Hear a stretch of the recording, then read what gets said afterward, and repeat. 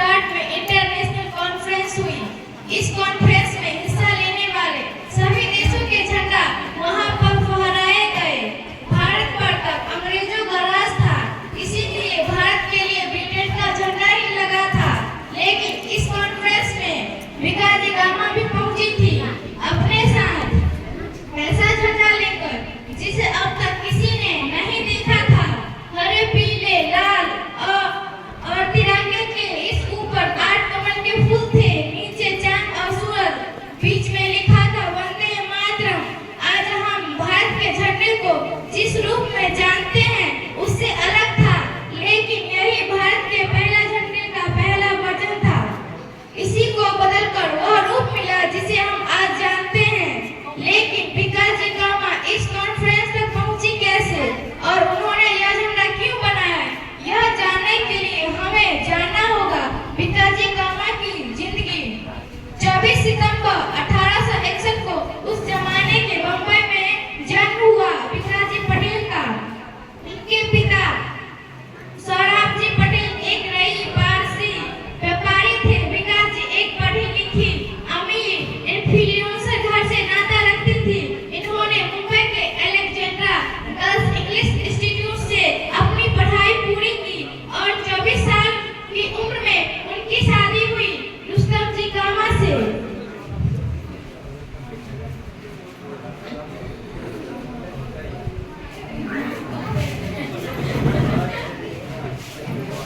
यह भी मुंबई के प्रतिष्ठित परिवार में से एक थे और जाने माने वकील थे। रुस्तम जी अंग्रेजों के करीब थे। उनका उठना बैठना अंग्रेजों के साथ था और उन्हीं के जरिए राजनीति में उतरना चाहते थे। लेकिन रुस्तम जी अंग्रेजों की जितनी तारीफें करते, भिकाजी उनकी उतनी ही आलोचना करती। रुस्तम जी का मानना था कि अंग्रेजों ने भारत में बहुत कुछ अच्छा किया है, उनके ही कारण देश तरक्की कर रहा है, अच्छी अच्छी सड़कें बन रही है, वगैरह वगैरह। लेकिन भिकाजी बिल्कुल इन सब चीजों से इत्तेफाक नहीं रखती थी। उनका मानना था कि भारत को आजादी मिलनी चाहिए। भारत के लोग जिंदगी भर अंग्रेजों की गुलामी करके नहीं जी सकते। दोनों की विचारधाराएं इतनी अलग थी कि शादी में प्यार कभी था ही नहीं। किंगटन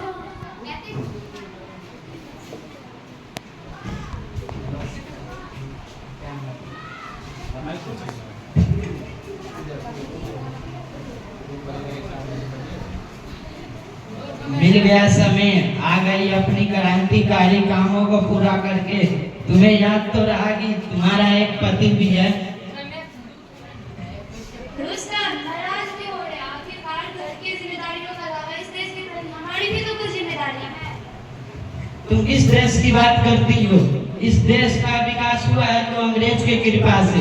रेलवे, रोड, एयरपोर्ट, सड़क, स्कूल, कॉलेज सब तो अंग्रेज का ही देन है।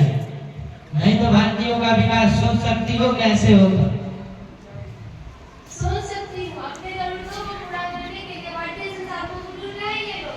जिसे तुम विकास करते हो, विकास नहीं भारतीय संसाधनों की चोरी है। तुमको क्या लगता है ये जो कुछ कर रहे हैं हमारा भला होगा? मुझे समझ में आ रहा है कि भारत लोग पुलिस में क्यों लगते हैं। अच्छे क्यों लगते हैं? तुम बोलना क्या चाहती हो? ये अंग्रेज लोग जो कुछ बना रहे हैं हम लोग नहीं बना सकते। ये अभी कुछ वर्षों से भारत में है ना, इससे पहले क्या भारतीयों के पास कुछ नहीं था और ये दुनिया भर के बच्चे यहाँ पढ़ने और सीखने आया करता था। तुझे पता है ना? ओह मैडम, प्लीज अपना लेक्चर बंद कीजिए। Let me do my work. Bhikaji पति के विचार को नहीं बदल सकती थी और न ही उन्हें अंग्रेज के साथ काम करने से रोक सकती थी, पर साथ ही वह यह भी जानती थी कि पति के कहने पर वह खुद को बदलेगी नहीं। फिर 1896 में मुंबई में फैला था प्लेग। 1890 के दशक में मुंबई तेजी से विस्तार कर रहा था। काम की तलाश में यहाँ जगह जगह लोग आ रहे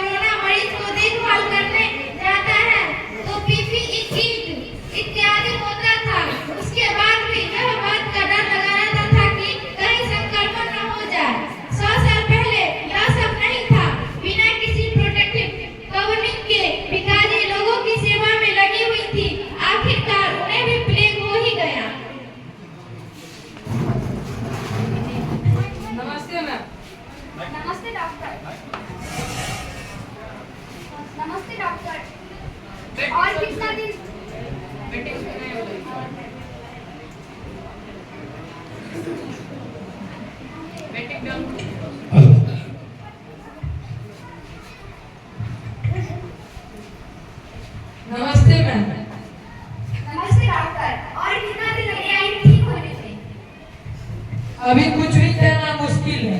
इतने सारे पेशेंट का इलाज करना हमारे लिए बहुत बड़ा चैलेंज है। अब तो हॉस्पिटल में जगह भी नहीं है। Can we do something about it?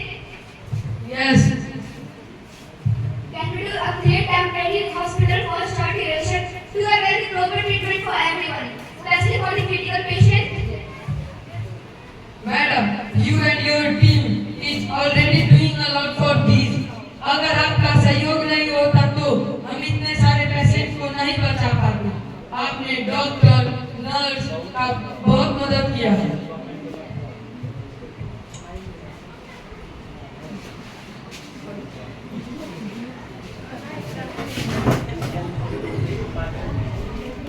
और इलाज के लिए उन्हें लंदन भेजने का फैसला किया।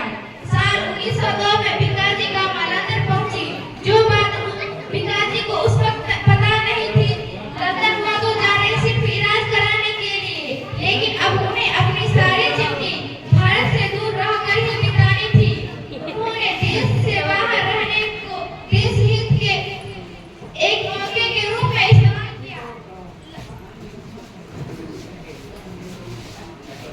लंदन में भिकाजी की मुलाकात हुई श्याम जी वर्मा और दादा भाई नरोजी से।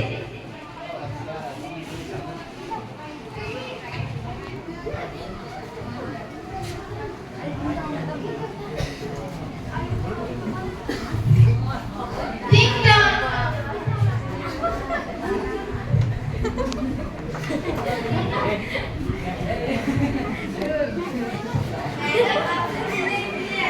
कोई लोग आए हैं यहाँ मुझसे मिले।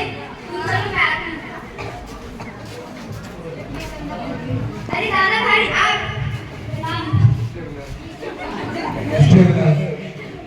आइए बैठे।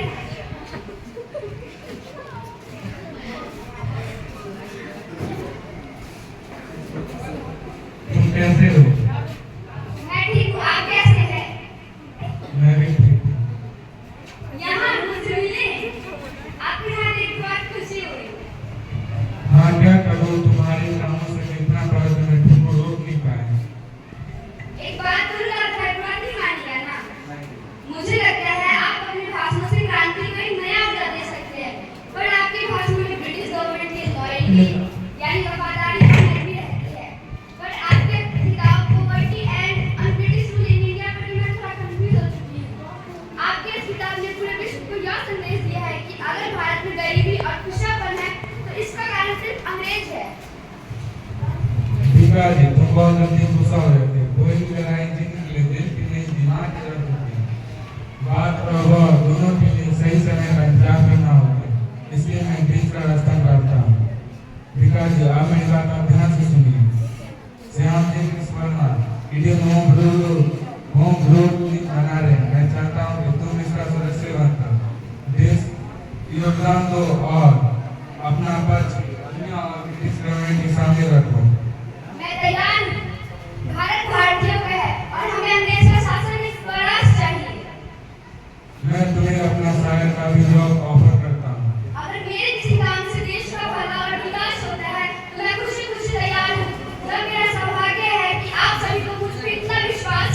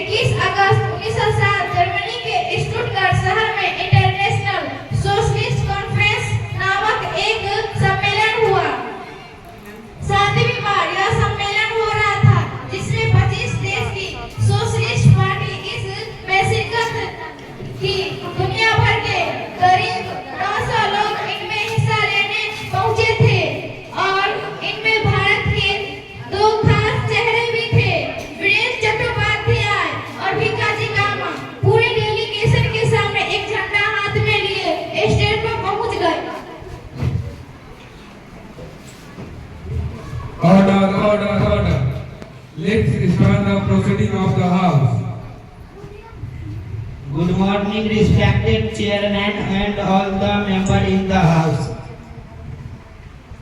Sir, excuse me, sir. Can I come there? No, Sir, please, can I come there? It's No. very urgent. no, Sir, it's important. Please, sir. yes.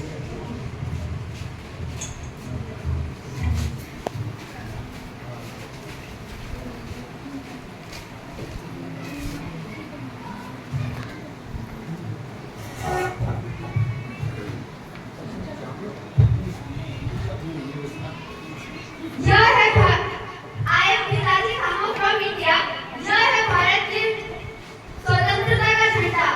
Respected members, salute this flag of India's freedom. यह जन्म ले चुका है. भारत के लोगों ने अपने खून से सींचा है इसे. अंग्रेजी शासन के शोषण से पूरा भारत परेशान है. अब वो दिन दूर नहीं है जब भारत भारतीयों का होगा और यह झंडा शान से लहराएगा. वंदे मातरम. आप सभी मेरे साथ लहराइएगा. वंदे मातरम. वंदे मातरम.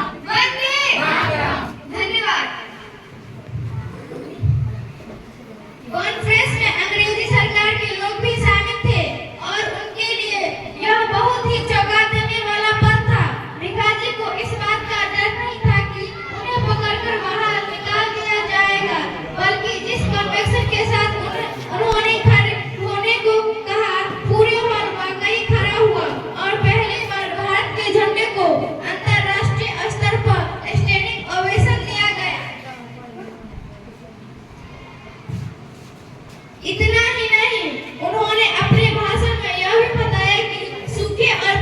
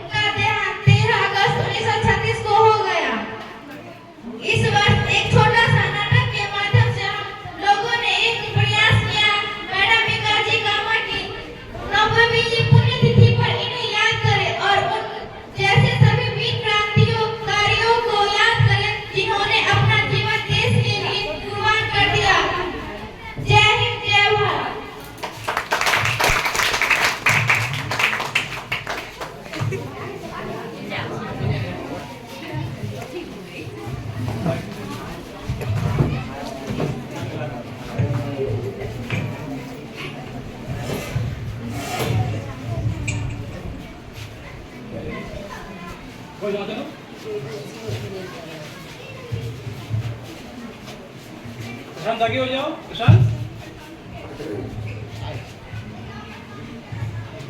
धन्यवाद